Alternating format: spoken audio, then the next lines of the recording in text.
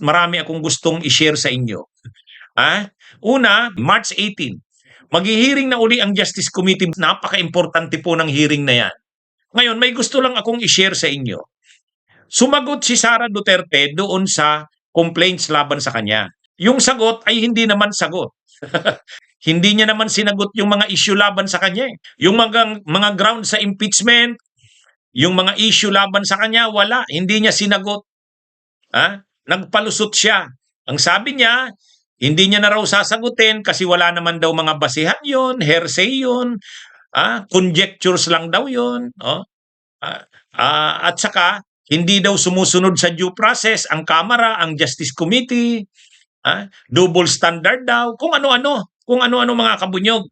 Ngayon, nagyabang yung mga DDS. Sabi ng mga DDS, ang galing talaga ng sagot ng mga abogado ni Sara, ni VP Sara daw. Hindi daw nakapurma ang mga kongresista na pabor sa impeachment ni Sara. Nagkakamali sila. Mga kabunyog, iisa-isahin ko sa inyo, matindi ang ginawa ng mga complainants at saka ng Justice Committee, pati ng Kamara mismo. Ito, unahin ko na sa inyo. Ngayong araw, yung dalawang complainants at saka yung mga nag-endorse ng impeachment complaints, para mapabilis ang proseso ng impeachment, ang ginawa nung dalawang impeachment complainants, hindi na sila sasagot. Winave na nila. Kasi kung hindi nila winave yung pagsagot, bibigyan pa sila ng 3 araw para sumagot. Pagkasagot nila, bibigyan nila ng kopya si Sara ng sagot nila, sasagot na naman sila Sara, another 3 days, rejoinder. Hahaba pa yung proseso. So, ibig sabihin mga kabunyog, yung dagdag na 6 days, nawala na yon. Wise move, di ba? Wise move. Ang galing. So, ibig sabihin, proceed na tayo sa hearing. Mapapabilis. Proceed na tayo sa hearing. Kaya ko sinasabi dito, akala ni Sara nakalamang sila sa sagot nila.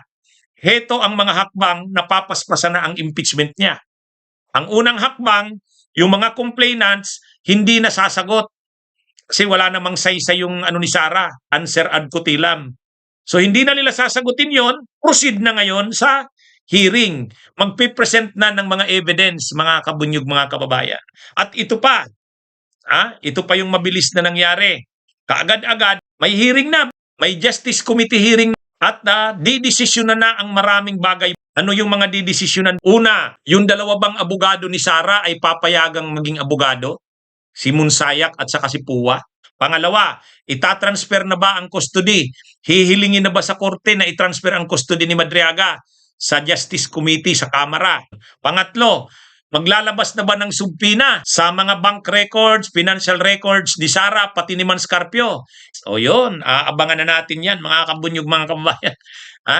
So, bakit ang bilis naman? Ang sabi kasi ni Congresswoman Beatrix Lustro, sumagot si Sara o hindi. March 18, maghihiring na. Kita nyo, ang bilis, Nasa rules naman yun eh. Bawal ba sa complainant na sabihin nilang, hindi na kami sasagot? Right din nila yun eh. Pareho din na si Sara, binigyan ng 10 days para sumagot. Naka-schedule na kaagad ang hearing. Bawal ba yon? Hindi. Hindi. Yan talaga yung procedure eh. Basta't nandun ka sa rules, sinusunod mo yung rules. Ganun yun. Mayroon ng hearing. Ang Justice Committee, abangan nyo. Kaya mapapabilis na itong impeachment na to.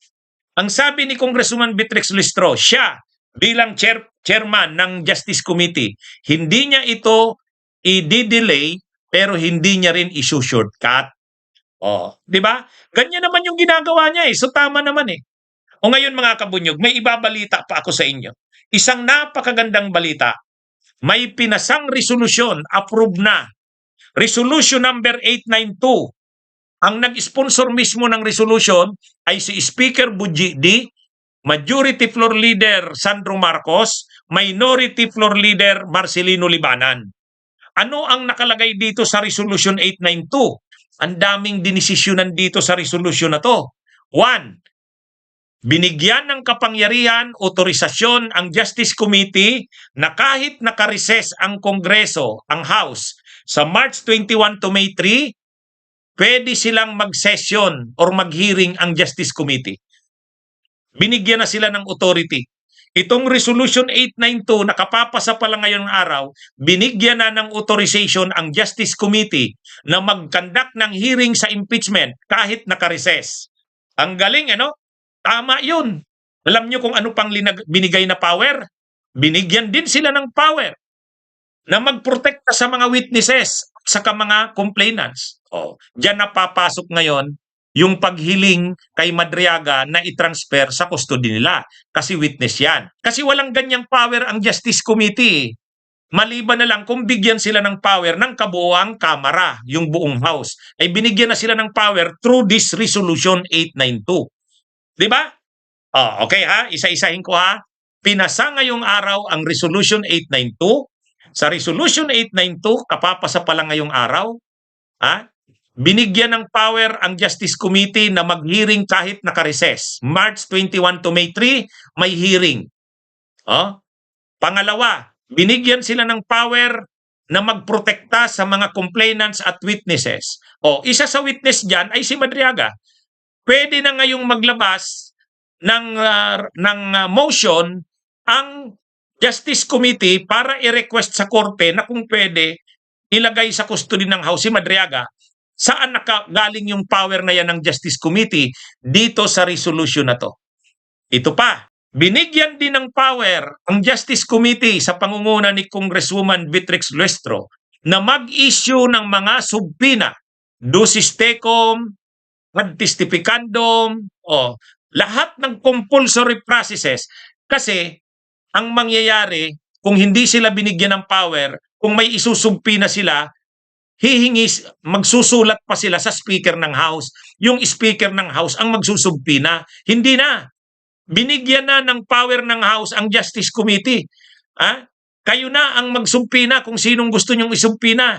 Ad testificandum or ducis tecum. Ano ang ducis tecum na subpoena? Kung may mga dokumento tulad ng bank records ni Sara, gusto nyong isubpoena, may power na kayo niyan. Kung may gusto kayong ipatawag, halimbawa yung asawa ni Sara Duterte, si Manscarpio, ipatawag, pwede yun. Subpoena ad testificandum yun. So napakaraming powers na binigay kay Congress sa Justice Committee ngayon dahil sa Resolution 892. Ibig sabihin, kahit naka-recess ang Kongreso o ang Kamara, March 21 to May 3 ang recess nila, maghihiring ang Justice Committee. Kaya ngayon, handa na ang Justice Committee. Didesisyonan nila kung yung dalawa bang abogado, si Puwa sa si Monsayak, papayagan nilang maging part ng abogado ni Sara. Pangalawa, magpa-file na ba ng motion para hilingin sa korte na i-transfer ng custody si Madriaga? Ayan, na yan, didesisyonan na yan. Isusubpi na ba ang mga bank records ni Sara, Salen at iba pang mga bank records pati kay Manscarpio? Ipapatawag ba si Manscarpio, subpoena, ad testificandum? Mayroon ng ganyang power ang Justice Committee. Binigay ng House sa pamamagitan ng House Resolution 892.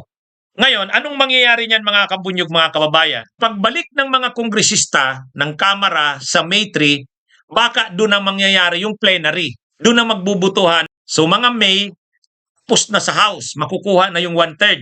Ipapasa na yan sa Senado. Sabi naman ni Senate President Soto, pag nakarating sa kanila sa Senado, mga May yan, kaagad-agad, trial shall forthwith proceed. Bunyog, bunyog, halikan na kasama ka.